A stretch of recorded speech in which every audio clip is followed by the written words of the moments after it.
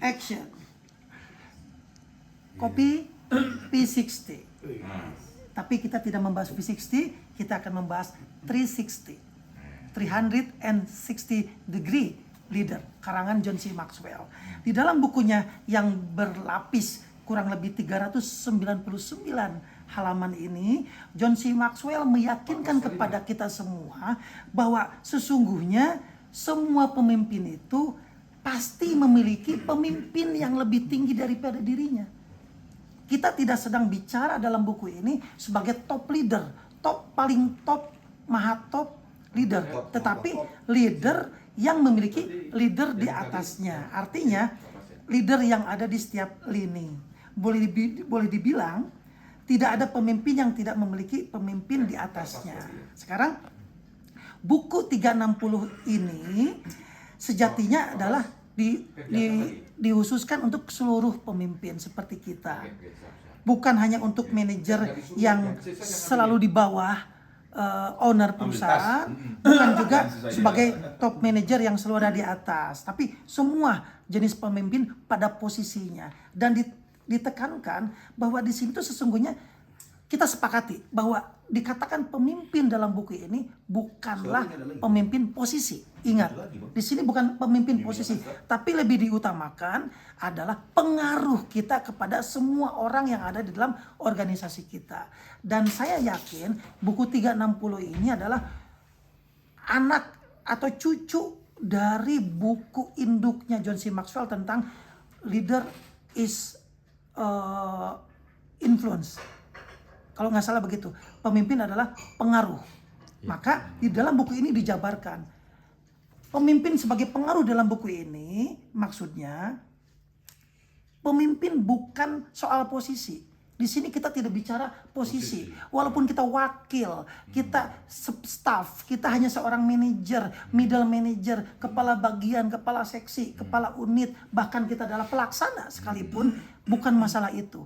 Tapi masalah bagaimana jiwa kepemimpinan itu muncul di setiap level dan yang diutamakan pengaruhnya. Pengaruh kepada siapa? Kepada mereka yang memimpin di tengah, ke atas. Ya toh, bagaimana bagi mereka yang memimpin ke atas itu harus mampu mengangkat beban pimpinannya. Hei pemimpinku yang di atasku, apapun itu siapapun dia, saya ringankan bebanmu, saya ringankan tugasmu, dan saya berikan solusinya. Terus saya akan berbuat lebih baik daripada apapun yang kau harapkan. Artinya apa? Artinya pemimpin yang di atas kita harus siap makan enak, tidur nyenyak. Karena apa? Karena ada kita. Dari hal itu, pengaruhnya kita apa kepada yang di atas kita? Pengaruhnya yang di atas kita mampu mengambil keputusan yang sangat sehat. Sehingga menyenangkan kita semua nanti. Karena terbantu. Tidak dalam keadaan panik. Izin dan ada begini, mohon petunjuk. Itu bukan pemimpin yang ke atas. Itu mah beban. Tapi yang benar tuh izin dan posisinya demikian. Statusnya demikian. Situasinya demikian. Begini komandan. A sudah diginiin. B sudah digituin, C sudah diginiin. Nah, nanti komandan tinggal begini. Oh begitu, aman komandan. Hanya saja risikonya begini, mitigasinya adalah R1, R2, R3. Itulah pemimpin ke atas. Ya intinya berarti pemimpin ke atas itu mengurangi beban pikiran pimpinan. Iya toh, tapi bukan ABS.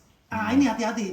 Walaupun tidak disebutkan di sini, tapi bukan ABS. Ya toh, jangan data palsu, jangan laporan palsu, hanya sekedar memuaskan tapi bohong semua. Oke. Yang kedua, pemimpin ke samping, apa yang dikupas di dalam buku ini adalah bagaimana kita membantu kolega. Karena kita organisasi tidak hanya kita. Itu organisasi. Ada juga di dalam organisasi, intra-organisasi ada subseksi, seksi, bagian. Bagaimana kita membuat mereka sebagai kolega kita. Bukan saingan, karena kita sesungguhnya subsistem dari sistem yang sangat besar. Dan kita kalau tidak mempengaruhi kolega, kiri, kanan, belakang, depan itu, organisasi kita nggak menang. Dan kita bukan menang-menangan di sini, menang bersama. Dan Berarti harus memudarkan ego sektoral itu betul, pemimpin ke samping kolaboratif, pemimpin ke samping koordinatif, bahkan pemimpin ke samping mau mengalah untuk mengunggulkan kolega-kolega yang lain demi tujuan bersama. Tahan ego. Di sini luar biasa, pemimpin ke samping ini dia lebih bersifat kepada apa ya? ESQ-nya sangat tinggi. Ya toh. Kemudian berikutnya, prinsip utama memimpin ke bawah ini, the true leader. Dia menyebarkan visi dulu ke tim kita. Hey tim, kita mau kemana? Begini loh. Di depan ada tantangan. Tapi gue don't worry. Gue punya 5 orang. Yang 1 jempol. Lu keren lu bagian jempol. Lu main di situ ya. Tapi lu jangan main yang kelingking karena lu gak pernah bisa. Oke bos, yang kelingking lu jangan khawatir. Lu memang kecil, tapi lu gua butuhkan untuk kali ini. Yang tengah gua suka gaya lu bicara. Mainkan di situ. Nah, pemimpin yang ke bawah itu dia mampu memotivasi, mampu meyakinkan, membangun empowering belief masing-masing timnya bahwa you semua punya potensi. Sehingga ketika kita semua bekerja sama, kita adalah tim yang bagus. Dan pemimpin ke bawah menunjukkan bahwa rupanya kualitas tim lebih penting daripada apapun. Bukan akulah pemimpinmu yang aku bisa semua, tidak. Justru pemimpin ke bawah itu adalah ketika setiap orang di bawah tim itu atau di dalam tim itu semua berkembang potensi kepemimpinannya. Itu yang terbaik. Dan tentu selain transformatif, motivasional, dibolehkan pemimpin ke bawah transaksional. Ketika tujuan tercapai, karena kita bagus, pencapaian kita bagus, ke Bali yuk. Lupakan tugas, kita ke Bali. Nah, ada hadiah di belakang itu selalu.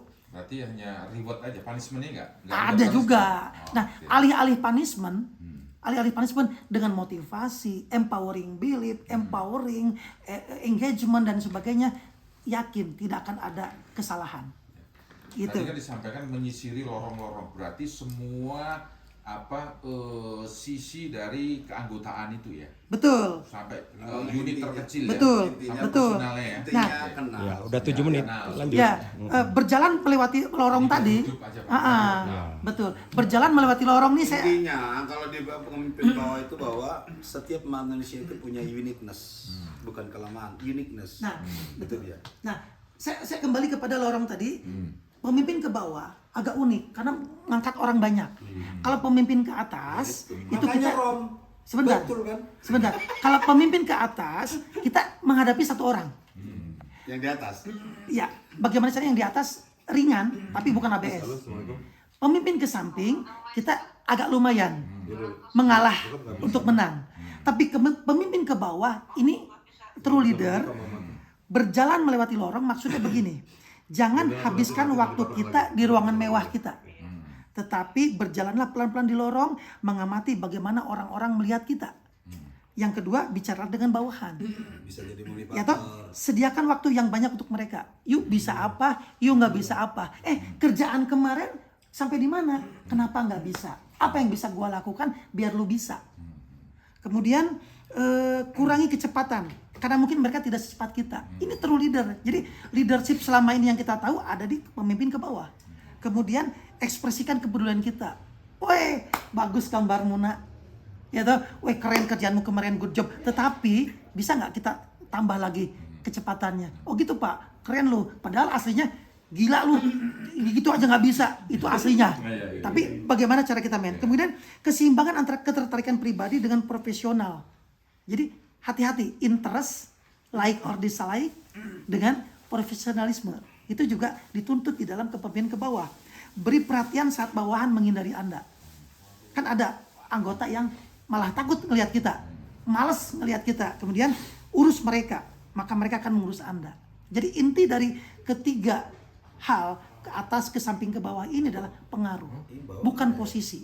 Bagaimana kita mempengaruhi atasan kita, bagaimana kita mempengaruhi kolega kita, ke samping bagaimana kita mempengaruhi anggota kita atau bawahan atau tim kita. Karena sesungguhnya pemimpin adalah bukan posisi sekali lagi, tapi pemimpin adalah pengaruh. Ketika kita mampu mempengaruhi atas, samping, bawah, dan organisasi berjalan sesuai apa yang diharapkan, maka kitalah sesungguhnya pemimpin. Karena apa? Ada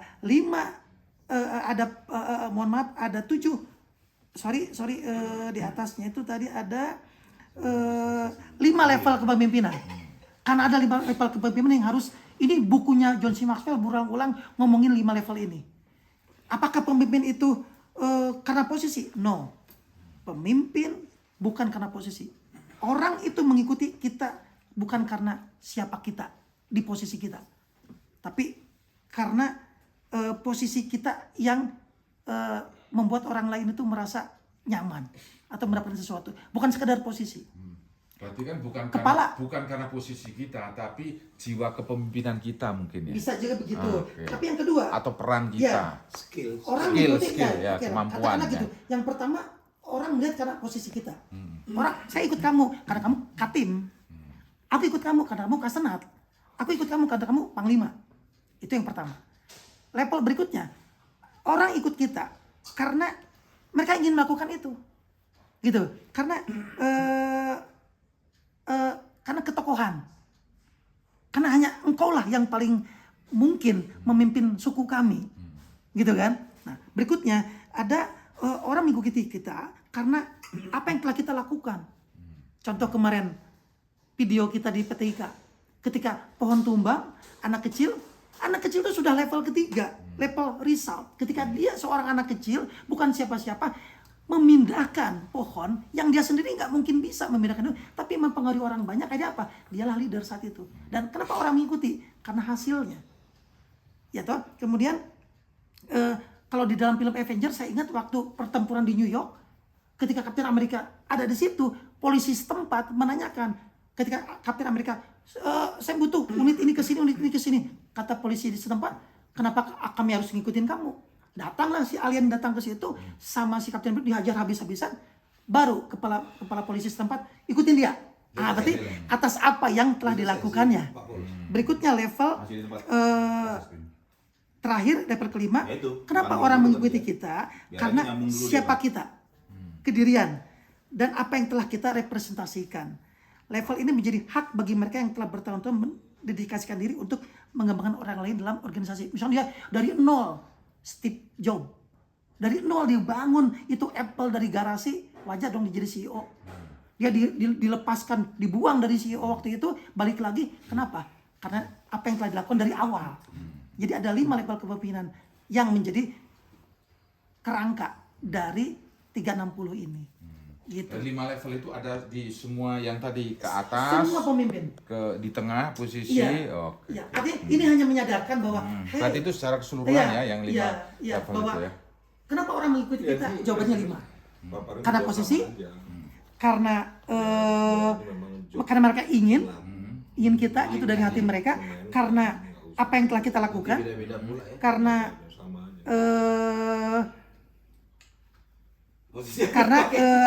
kedirian kita. Itulah. Seperti itu. Jadi itulah inti dari 360 buku ini. Kurang lebih seperti itu. Thank you. Jadi Wakasna, halo, paparnya sama aja sebenarnya gitu Bang. Satu irama.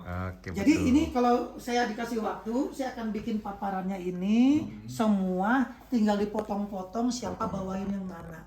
Ibarat kata ini lagu Kemesraan, karya Iwan Fals kalau nggak salah. Bait pertama Rapika Duri, bait kedua Rapika itu. Iwan Fals. Nah, gitu kan? Itu